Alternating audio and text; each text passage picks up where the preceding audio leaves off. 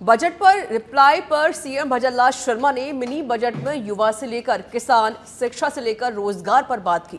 CM ने कई बड़ी घोषणाएं की हैं, जिसमें गरीबी मुक्त गांव योजना से लेकर अगले साल तक 26,000 पदों की घोषणा भी की गई है। साथ ही सीएम ने विपक्ष पर जमकर प्रहार भी किया। पेपर लीक को लेकर आईफा पर उठते सवाल पर भी जवाब दिया है, जो सदन में सीएम का शायराना अंदाज भी देखने को मिला। सीएम ने विपक्ष के आरोपों पर जमकर पलटवार किया, तो वही सीएम ने विपक्ष से पूछा कि पेपर लीक किसके राज में हुए, बजरीगा का गलत लीज किसने किया और किसे निकम्मा नकारा शब्द बोले गए। तो आज चर्चा सीएम के भाषण और विपक्ष के आरोपों पर करेंगे, क्योंकि विपक्ष पूछ रहा है कि आईफा से सरकार को क्या मिला और कितना खर्च हुआ। तो चर्चा सदन में चर्चा और सियासी बार पलटवार देखने को मिला है।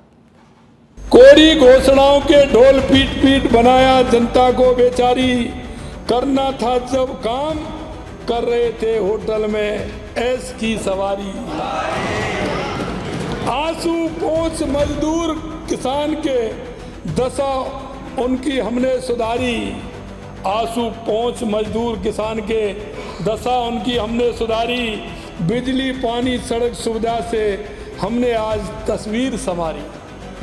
हाँ, ऐसी है डबल इंजन की सरकार हमारी। राजस्थान की जनता इस बात को जानती है कि पेपर लीक किसके समय हुए और किसके घर पर लिखा गया कि उसने खूब खाया।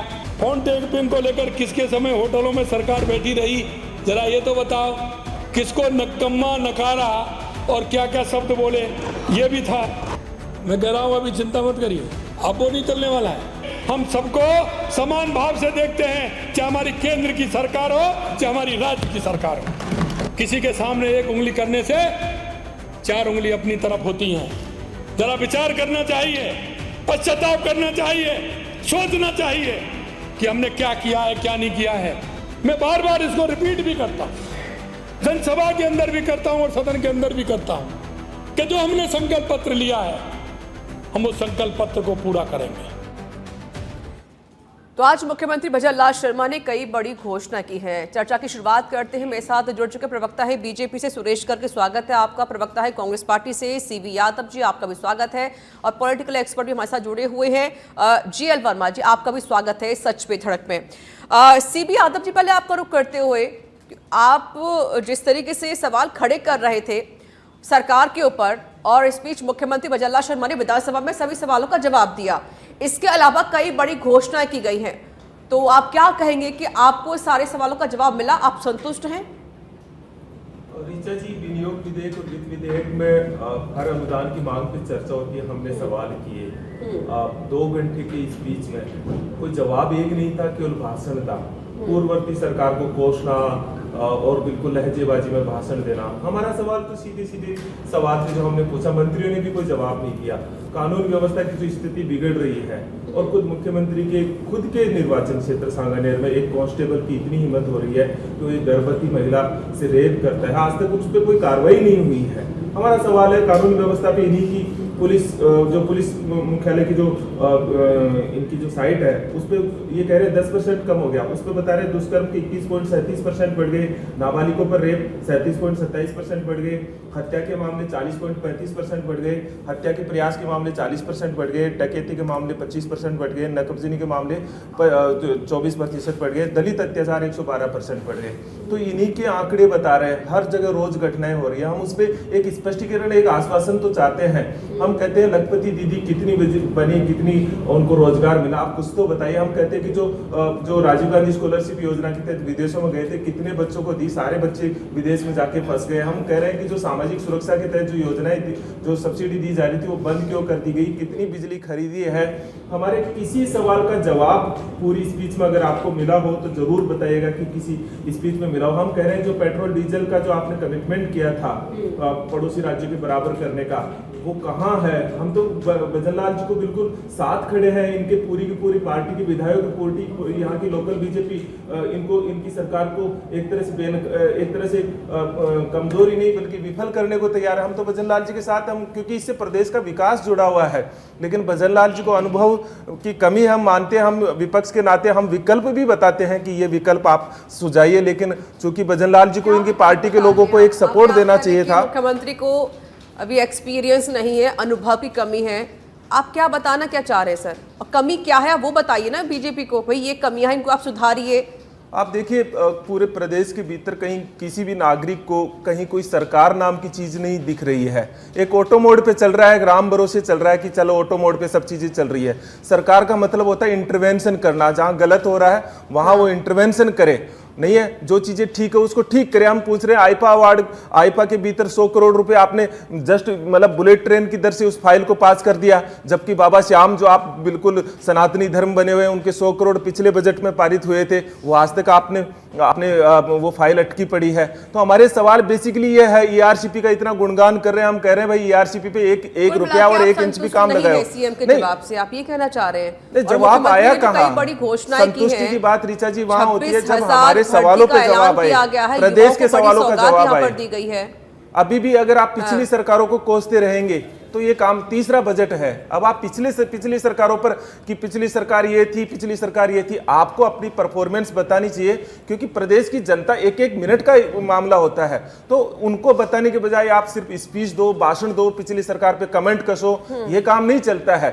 यहाँ अनुदानों की मांग है और जो वित्त विधेयक है, और सबसे बड़ी बात है 3 विधेयक जो है, जो पहले अध्यादेश के द्वारा है, बिना चर्चा करवाए आप पास करवा दोगे, फिर विधानसभा बनाते ही क्यों है?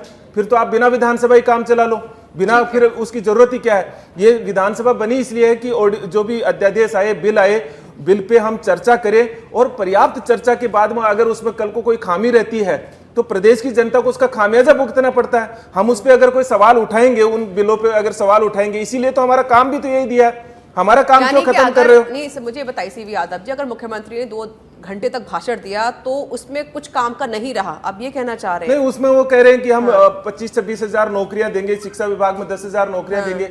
आप बताइए 4 लाख का कैडर है शिक्षा विभाग का, 1 लाख पद खाली पड़े हैं, और अभी सेकंड ग्रेड की जो भर्ती निकाली 22,000 पद रिक्त है, 2,000 की भर्ती निकाली। आप सोचिए 7.5 लाख लोग यानी कि पुरानी बातें पूरे नहीं किए जा रही और नए वादों को लेकर आ गए हैं मुख्यमंत्री भजन लाल शर्मा। ठीक है, सुरेश गर्ग जी जवाब दीजिए, पुराने वादे तो पूरे कर दीजिए सुरेश जी पहले। देखिए ऋचा जी, मैं कह रहा हूँ कि हमारे को 14 महीने हो गए, 14 महीने के अंदर राजस्थान में वो काम किया जो इन्होंने 5 साल तक काम नहीं किया। ये कह रहे हैं कि भाई रोजगार नियुक्तियां, अरे भाई 60,000 से ज़्यादा तो नियुक्तियां दे चुके हैं और 85,000 की विज्ञप्तियां निकल चुकी है। आपने बता दीजिए कि 5 साल के अंदर कितनी नियुक्तियां दी हैं। फिर ये बोल रहे हैं कि साहब अब आप बताओ, किसानों के लिए अभी भूमि विकास बैंक में जो भी ऋण, बकाया ऋण है, उसको वन टाइम सेटलमेंट की स्कीम ला रहे हैं कि किसानों को कोई परेशानी नहीं हो और उनके 1 टाइम सेटलमेंट स्कीम। बेरोजगारों के लिए 6,000 रुपये का जो एक सेंट्रल गवर्नमेंट ने एक स्कीम, इंटर्नशिप योजना लाएगी है, वो बेरोजगारों के साथ में यहाँ पे भी अटैच करने की जा रहे हैं। तो आज हमने हमारे संकल्प पत्र के 50% से ज़्यादा वादे तो पूरे कर चुके हैं। हमने कहा था 450 रुपये में सिलेंडर देना, हमने दिया है। हम राम जल सेतु योजना है वो धरातल पे आ गई है, उसका ड्राफ्ट आ गया। लॉ एंड ऑर्डर के अंदर आज 70% क्राइम, साइबर क्राइम के अंदर हिंदुस्तान में साइबर क्राइम के अंदर हिंदुस्तान में सबसे ज्यादा भरतपुर जो मेवात एरिया है वो साइबर क्राइम में नंबर 1 हुआ करता था। 70% साइबर क्राइम उसके अंदर खत्म किया हमने। अगर यहाँ पे कोई वारदात हो जाती तो तुरंत उसमें गिरफ्तारी होती है, तुरंत एक्शन होता है। इनके यहाँ तो पता ही नहीं चलता था अगर कोई वारदात हो जाती थी इसकी। यादव साहब ने जो आंकड़े बताए कि भाई इतना प्रतिशत यहाँ पर ये, देखिए यादव साहब ने जो आंकड़े बताए हैं ये इन्होंने अपने कार्यकाल के आंकड़े बताए कि इनके कार्यकाल के अंदर क्या होता था। ऋचा जी, इनके कार्यकाल के अंदर क्या होता था? अत्याचार होते थे, महिलाओं पे अत्याचार होते थे। हिंदुस्तान में नंबर 1 राजस्थान हुआ करता था। हमारी सरकार आने के बाद में इनमें कमी आई है। आज हमारे यहाँ पे सुशासन है। आज 30 लाख 35 लाख करोड़ रुपए के एमओयू हुए, 3 लाख करोड़ रुपए के तो हम 30 मार्च तक धरातल पे ला रहे हैं। अब बता दीजिए, इन्होंने 12 लाख करोड़ के एमओयू किए, उसमें तो 30,000 से ज्यादा के एमओयू नहीं है। लेकिन हम तो काम कर रहे हैं ना, 450 रुपए में सिलेंडर भी दे रहे हैं। पेट्रोल डीजल में कम करने का वादा किया हमने, किया ना 7.5 रुपए प्रति लीटर का गंगानगर के अंदर। कर लीजिए, पहले हर जिले के अंदर अलग अलग रेटें होती थी पेट्रोल और डीजल की, हमने किए ना उसको समान। कितनी परेशानी होती थी। हमने किसान सम्मान निधि के अंदर 9,000 रुपए किए ना, 8,000 से बढ़ा के कर रहे हैं ना। जो हमने वादे किए, आपने 5 साल में क्या किए तो वो तो बताना पड़ेगा ना। 5 साल में बाड़ेबंदी में रहे, आवारा निकारा संबंध के शब्दों का इस्तेमाल किया और 5 स्टार होटलों के अंदर ऐशो आराम किया आपने, जनता के पैसे का दुरुपयोग किया। अब धारीवाल जी ने कहा था कि साहब मेरे टाइम के जो बड़े बड़े प्रोजेक्ट है आपने घोषणा तो कर दी ना आज घोषणा, वो जितने भी बड़े बड़े प्रोजेक्ट है उनकी इंक्वायरी करेंगे किस तरीके से भ्रष्टाचार हुआ है। आप देख लीजिए द्रौपदी नदी में पहले साल के अंदर ही द्रौपदी नदी में जो पैसा लगाया, वो रिवर फ्रंट के अंदर पैसा लगाया था, वो सब बह के चला गया था। तो ये इन्होंने केवल भ्रष्टाचार किया। आज देखिए हम सुशासन देने के लिए सरकार भजनलाल जी उसी पे काम कर रहे हैं। आज जो राजस्थान को चाहिए वो दे रहे हैं, बेरोजगार को रोजगार चाहिए वो रोजगार के अवसर दे रहे हैं, बिजली चाहिए बिजली को प्रोवाइड कराने की कोशिश कर रहे हैं। आज किसान सूर्य घर योजना है उसके अंदर सोलर लगाने की योजना कर रहे हैं। हम एक एक चीजों पर, और हर व्यक्ति उस काम में लगा हुआ है। और आपके तो क्या हो रहा है, आपके तो गुट बने हुए हैं। अब वो अगर मान लो नेता प्रतिपक्ष ने माफी मांग ली, इसके बाद में आपके जो नेता प्रतिपक्ष के बीच में बोलने की एक आदत सी बना रखी थी, तो उन्होंने विधानसभा आना ही छोड़ दिया। ठीक है। अरे भाई अगर मान लो कोई क्लब को चालू करने के लिए आपको बुलाया जा रहा है तो उसका विरोध कर रहे हो भाई, क्यों विरोध कर रहे हो, किस रीजन से विरोध कर रहे हो, समझ में तो आया ना कि भाई कोई रीजन तो उसके लिए। जीएल वर्मा जी, ऋचा जी, मैं ये 5 पॉइंट इन्होंने उठाए, मैं रुक करूंगी आपके सीबी यादव जी, वो बहुत देर से बैठे हुए भी हैं। एक सवाल उनसे आंकड़े हैं, मैं सिर्फ इसलिए कह रहा हूं और मैं आंकड़ों के साथ बात कर रहा हूं। एक्सप्लेन कर दीजिएगा कि झूठे हैं या सच्चे हैं। जीएल वर्मा जी, 1.5 साल हो गया लगभग सरकार बने हुए राजस्थान में भजनलाल सरकार को। ये जो काम 1.5 साल में किए कितने बेहतरीन रहे जनता के लिए, और इसके साथ जो आज मुख्यमंत्री ने ऐलान किया है युवाओं को लेकर, किसानों को लेकर, महिलाओं को लेकर, उसे आप किस तरीके से देख रहे हैं? देखिए, जो सारी विधानसभा की चर्चा देख रहा हूँ मैं या यहाँ पे देख रहा हूँ, ये बजट को लेकर कम और राजनीति को लेकर ज़्यादा हो रही हैं, जो है हर जगह हम देख रहे हैं। तो राजस्थान में इतना फाइनेंशियल रिसोर्सेज नहीं है कि हम कोई रातों रात कुछ भी कर दे, कोई भी गवर्नमेंट कर दे। सेंटर का सहयोग बहुत ज़रूरी है, सही बात है। और जो प्रोजेक्ट्स होते हैं बड़े, उनको समय लगता है धरातल पे आने में, और उसमें तो शुरू में तो क्योंकि सरकार का भी 1.25 साल पूरा हुआ है, 1.5 साल भी पूरा नहीं हुआ है, तो अभी और समय लगेगा। 2 साल बाद में जाके कुछ हम कह पाएंगे कि इन्होंने क्या किया और क्या नहीं किया।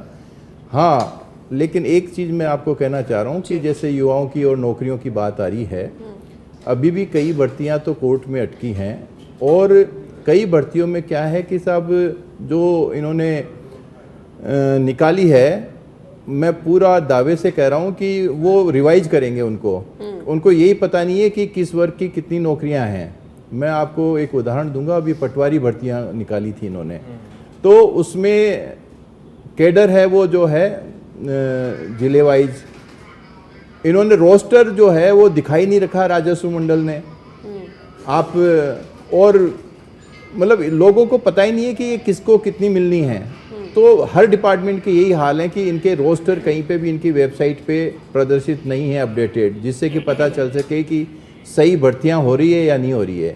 तो ये सब कोर्ट में जाएंगे जो है एक न एक करके, तो इसमें समय लगेगा। और बात करें अपन जो है ना कि हर बार बजट के बाद में जो है ना अपना घाटा भी बढ़ता है, वो भी एक्सपेंडिचर तो खैर बढ़ेगा ही। तो ये सब चलता रहता है। राजनीतिक चर्चाएं इस बार ज़्यादा हुई हैं बजाय कि जो है बजट पे होती।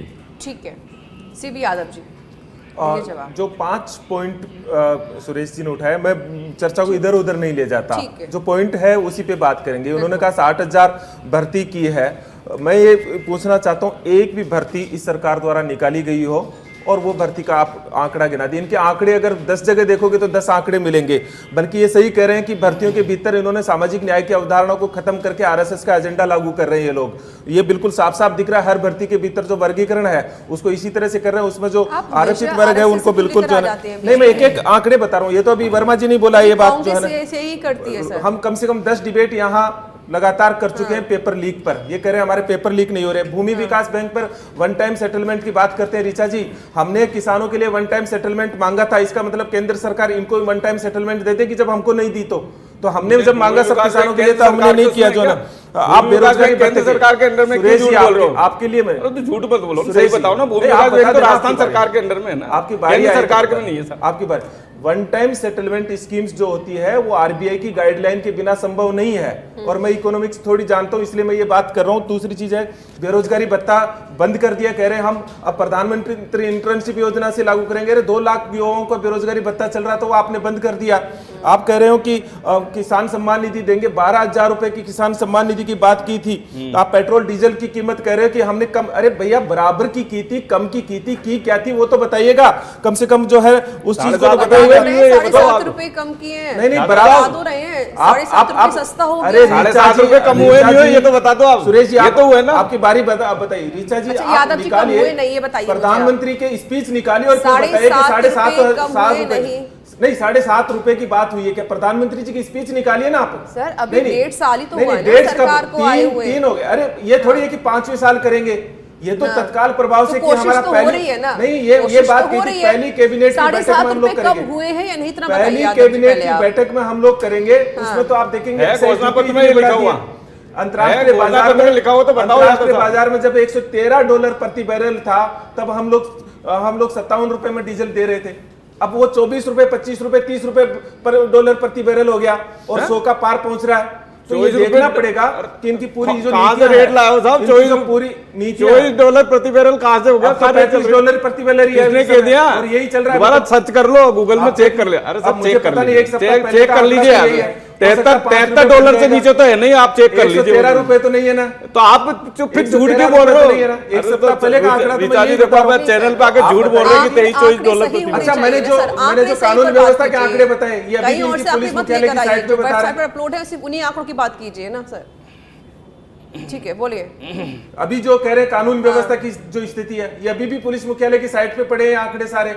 अगर मैं गलत हूं तो बताइएगा। तो स्थिति ये है कि आप मूल मुद्दों पे ना आकर मैं जवाब दे देता हूं। कहां से लाए हैं आप? ये जो मुझे आंकड़े बता रहे थे कि भाई रेप के मामले इतने बढ़ चुके हैं, पुलिस मुख्यालय की साइट से डाउनलोड किया। कल जो उनका आंकड़ा था तब हमने कल की डिबेट के अंदर में गया था, तब पूरे आंकड़े जो है 3 पेज का जो डाउनलोड किया। तो मेन बात यह है कि आप मुद्दों पे बात, एक सवाल का जवाब इनका कोई मंत्री दे नहीं रहा, तैयारी से आते नहीं है। मुख्य बात है कि हमारे विधायक, चुने हुए विधायकों की पाकिस्तानी कहते हैं। चर्चा कहीं कभी अकबर पे ले जाते हैं, कभी जहांगीर पे ले जाते हैं, कभी पाकिस्तान पे ले जाते हैं, कभी मुद्दों पे नहीं आते। आप देखिए निर्वाचित जनप्रतिनिधि को पाकिस्तानी कहना कितना बड़ा नेता, अगर यही नाम कोई और ले देता, अगर यही नाम इनके किसी विधायक के लिए हो जाता तो सारे टीवी चैनलों में स्क्रीन चल जाती। अरे सर मैंने कल खुद ही मुद्दा उठाया है सर, मैंने कल खुद ही मुद्दा उठाया है, तब तो कोई किसी कुछ बोला नहीं सर। सारे चैनलों पे एक ही चीज चलती है। मैंने खुद ही कल मुद्दा उठाया था। चुने हुए जनप्रतिनिधि को पाकिस्तान, अगर आप विपक्ष में हैं तो विपक्ष को मजबूत होना पड़ेगा सर। यादव जी अगर विपक्ष में अगर आप बैठे हैं तो आपको सर मजबूत होना पड़ेगा।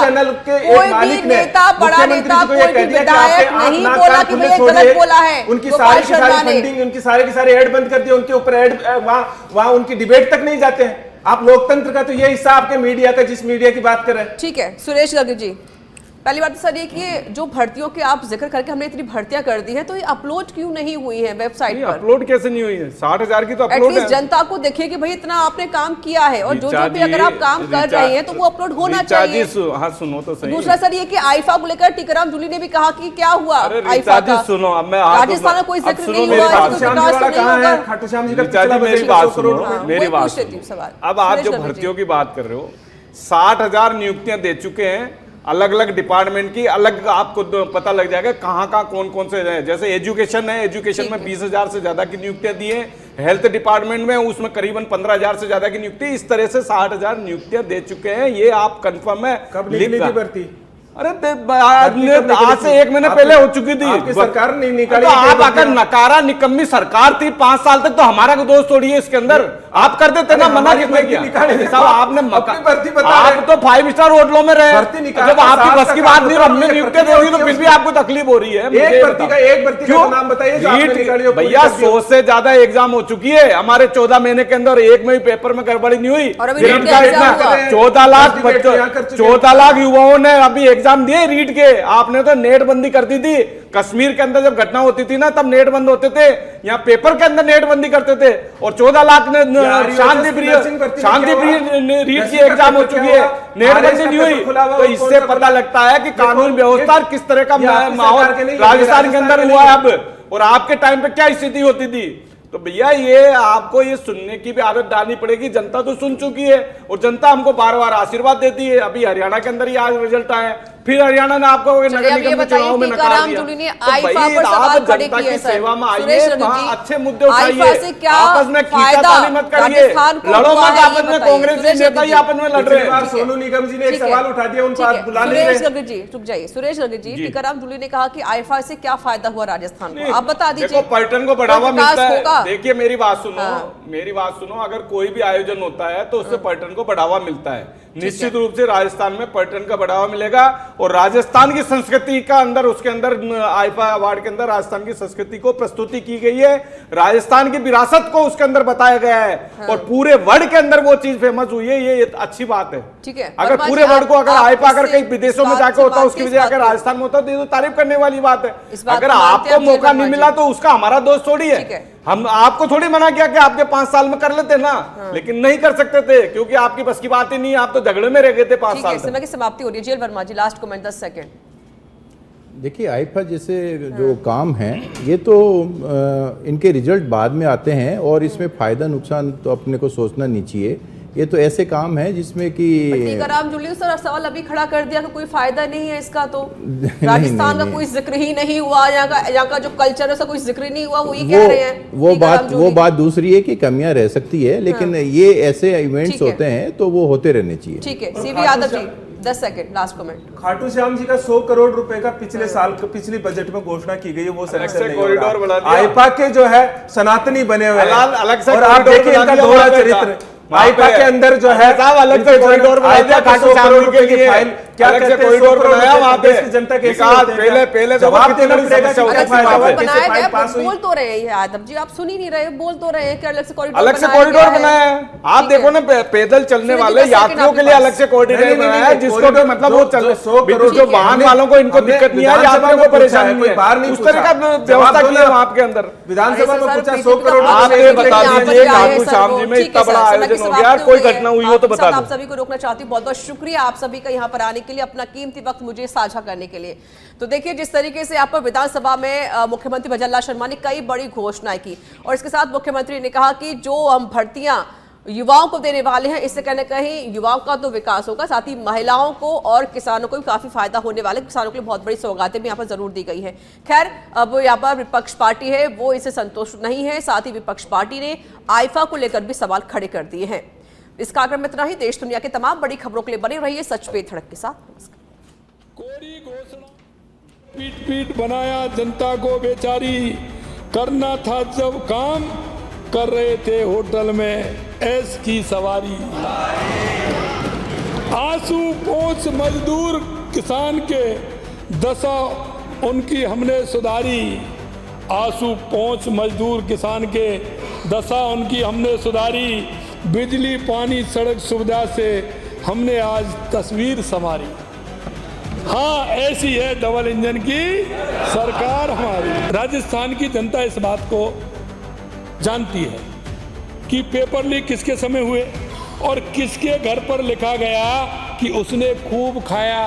फोन टैपिंग को लेकर किसके समय होटलों में सरकार बैठी रही, जरा ये तो बताओ।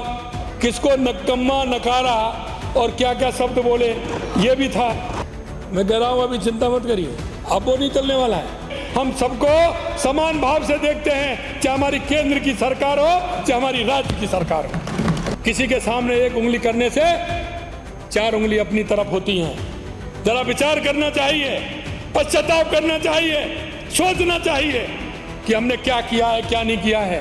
मैं बार बार इसको रिपीट भी करता हूँ, जनसभा के अंदर भी करता हूँ और सदन के अंदर भी करता हूँ कि जो हमने संकल्प पत्र लिया है हम उस संकल्प पत्र को पूरा करेंगे।